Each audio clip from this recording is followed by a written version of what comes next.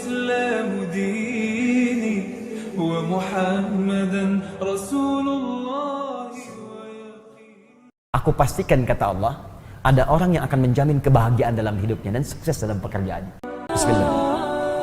Qad aflaha man zakka. Qad aflaha. Kita ngaji yang betul ya, pakai ilmunya. Man zakka, zakkaha. Ya. Pertama pakai qad. Qad itu kalau di ilmu nahwu namanya harfu tahqiq. Huruf yang menjamin kepastian. Ya, aflah dari kata falah.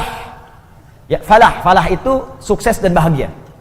Kalau Anda buka kamus bahasa Inggris bahasa Arab, maka falah diterjemahkan success and happiness. Bukan sekedar bahagia, tapi ada suksesnya. Dia ada sukses saja disebut fauz namanya. Disebutkan derivasinya dalam Al-Qur'an 29 kali. Ya, ada faiz, ada fauzan, faizah, fauzi, itu sukses. Ya, fauzi, orang yang diharapkan sukses dalam hidupnya, walaupun belum tentu bahagia. Ada faiz. Kalau bahagia saja, farah namanya. Farah. Orangnya farhan, perempuannya farah. Kalau ada yang namanya farhan, artinya orang yang diharapkan bahagia selama hidupnya. Bahagia, walaupun belum tentu sukses. Nah, Anda pilih mana? Kaya tapi gelisah atau miskin tapi tenang? Miskin tapi tenang. Oke, di antara yang kedua selalu ada alternatif yang ketiga. Kalau bisa kaya dan tenang, sukses dan bahagia, kenapa pilih salah satu dari yang dua tadi? Dan Allah Maha tahu, maka ditawarkan pilihan langsung yang ketiga, namanya falah. Falah itu sukses dan bahagia, kaya dan tenang. Kalau Anda genggam kebahagiaan itu, digenggam sukses itu, dan gak mau dilepas, maka dalam ilmu saraf tambahkan hamzah di depan kalimatnya. Asalnya falah begini, falah gini, tambahkan hamzah gini. Kalau tambahan satu huruf muncul di depan kalimat, maka harokat huruf yang pertama dari kalimat asal ini falah, fa, pindah ke sini. A harakatnya, fa. Karena pindah yang ini mati, sukun. Sukun, bulat. Karena ini sudah ada hamzah, maka di ilmu sharaf ilatnya ini hilang. Harokat tetap aflah. Falah, jadi aflah. Orang yang menggenggam dengan kuat kebahagiaan dan kesuksesan. Terjemahkan dengan ilmunya, qad aflaha. Aku pastikan, kata Allah, ada orang yang akan menjamin kebahagiaan dalam hidupnya dan sukses dalam pekerjaannya. Jadi kalau beraktivitas dimanapun, ada masalah sebesar apapun, tenang aja. Kayak nggak ada pengaruh pada dirinya. Bukan nggak punya masalah, teman-teman. Punya masalah juga. Cuma masalah itu diberi rumus oleh Allah sehingga menjadi ringan. Bukan nggak berat, bukan nggak ada masalah. Jadi sebelum itu datang, dia sudah tahu ilmunya. Sehingga ketika datang, ringan aja dihadapi, seberat apapun. Ya, indah. Dan sukses dia. Dan ketika ada tantangan, dan Quran tidak pernah menyebut hambatan, tantangan. Ada tantangan dalam pekerjaannya, dihadapi, tenang aja. Dan kesuksesan itu Allahu Akbar. Begitu seorang punya positive thinking, tenang jiwanya, maka setengah kesuksesan sedang dia genggam dalam tangannya. Bergerak, bergerak, bergerak, bergerak, bergerak. Allahu Akbar. Aflah. Siapa orang itu? Maka rumus awalnya man. Ismun mausulun alal fardiyatil ambiyah. Konjungsi huruf sambung menyambungkan dua hal. Yang pertama dengan yang kedua. Qad aflaha ingin disambungkan dengan zakah. Disambungkan kadang-kadang menunjuk kepada objek atau subjek sekaligus. Tanpa batas bagi setiap personal. Seakan Allah ingin mengatakan bagi Anda siapapun hamba. Tanpa batas. Laki-lakikah, perempuankah, tuakah, mudakah, kecil, besarkah, kaya, cukupkah. Kalau Anda ingin menggenggam kesuksesan dan kebahagiaan, maka zakah itu bisa Anda raih. Modal awalnya zakah. Haknya kembali kepada nafsu. Zakah artinya menyucikan. Maka diterjemahkan dalam terjemahan, sungguh akan sukses dan bahagia orang yang mampu menyucikan nafsunya, jiwanya. Baik, kembali ke sini. Kalau nyuci itu dibuang kotorannya atau dibuang pakaiannya, bendanya? Bendanya atau kotorannya? Papa mau nyuci dulu nih, cek, picun ke Citarum. Bukan bendanya, pasti kotorannya kan? Baik, sekarang saya tanya, ada nggak seseorang mencuci pakaian kalau pakaiannya nggak kotor? Mustahil. Nggak ada, mustahil Joni, ada orang nyuci tapi nggak kotor, mustahil. Nyuci itu dilakukan kalau bendanya kotor. Gelas kotor, cuci. Baju kotor, cuci. Ya, muka kotor, basuh. Basuh. Cuci, ayo bilas dengan rinso tuh muka.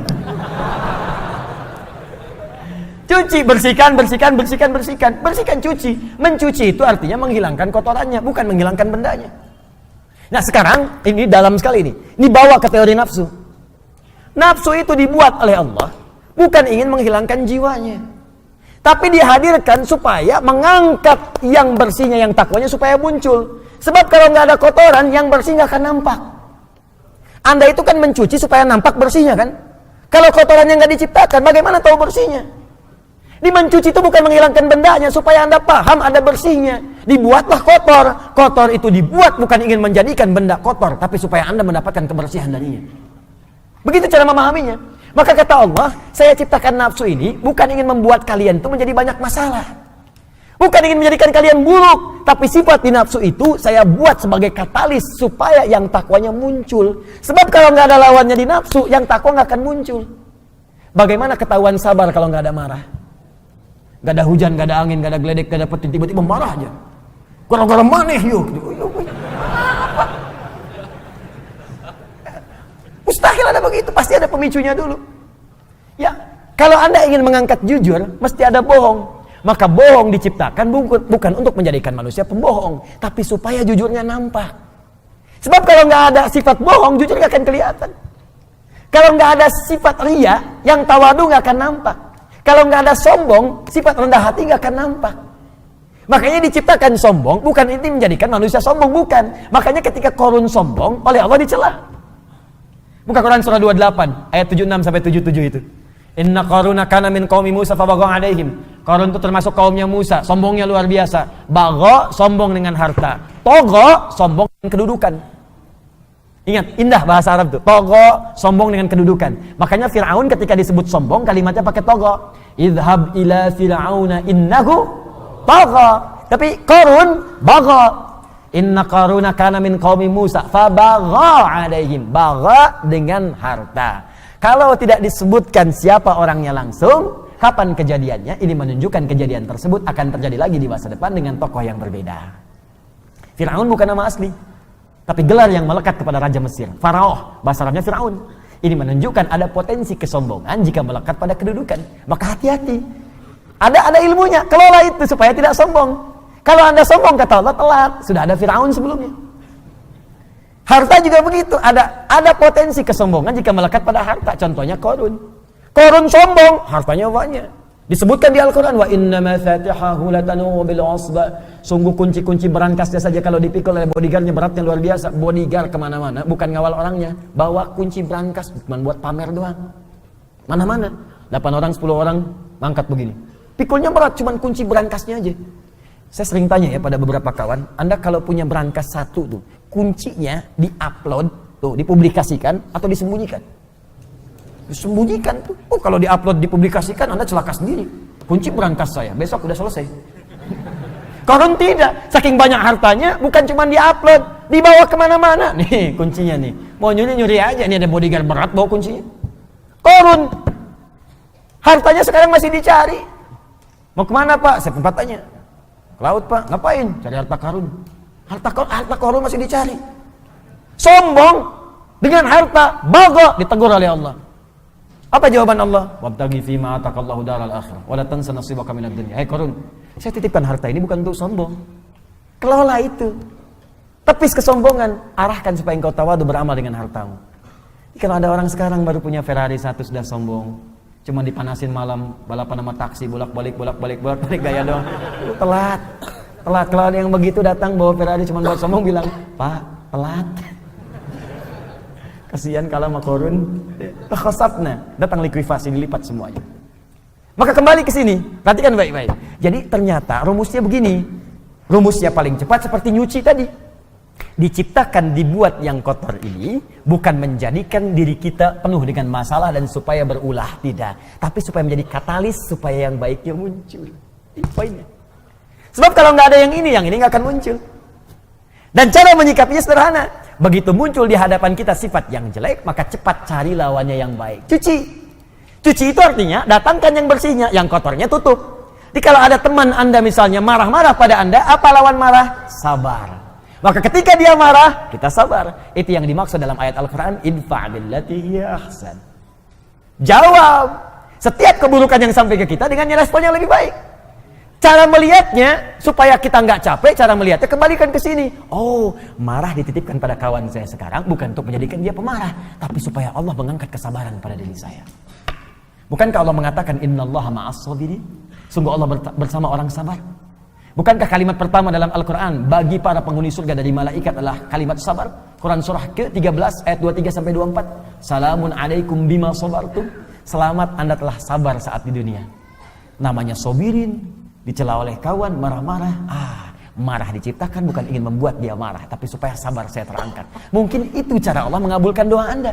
Bukankah selama ini Anda berdoa kepada Allah, ya Allah jadikan aku dekat denganmu, ya Allah masukkan aku ke surga. Kalimat pembuka surga, sabar. Sabar lawannya marah. Begitu orang marah, sebetulnya Allah ingin menanamkan pahala dan menjawab doa Anda saat sebelumnya Anda meminta. Jadi kalau ibu di rumah Bu, suami pulang tiba-tiba marah, berbahagialah ibu. Karena marah diciptakan bukan ingin membuat suami jadi pemarah, tapi supaya mengangkat kesabaran dalam diri ibu. Mungkin dengan sabar itu, kekuatan ibu bertambah untuk menghadapi problematika lebih besar di kemudian hari. Jadi kalau di hari itu ibu belum lulus, bagaimana menghadapi tantangan lebih besar di kemudian hari? Ada masalah di depan yang lebih dahsyat lagi. Perlu kekuatan lebih. Kalau pada yang ini aja Anda gagal tidak bisa melewatinya, bagaimana bisa mengatasi persoalan yang lebih besar di kemudian hari? Itu prinsipnya. Ya begitu ada suami datang marah-marah, Masya Allah, Alhamdulillah, sabar. Kamu senyum lagi, kenapa? Sabar. Alhamdulillah Pak, saya yakin, Mama yakin, Papa itu bukan pemarah. Emang? Iya. Maafkan ya Pak, kalau memang marah itu dari Mama yang salah. Semoga Allah muliakan kita, mengangkat kesabaran kita semua. Indah, selesai.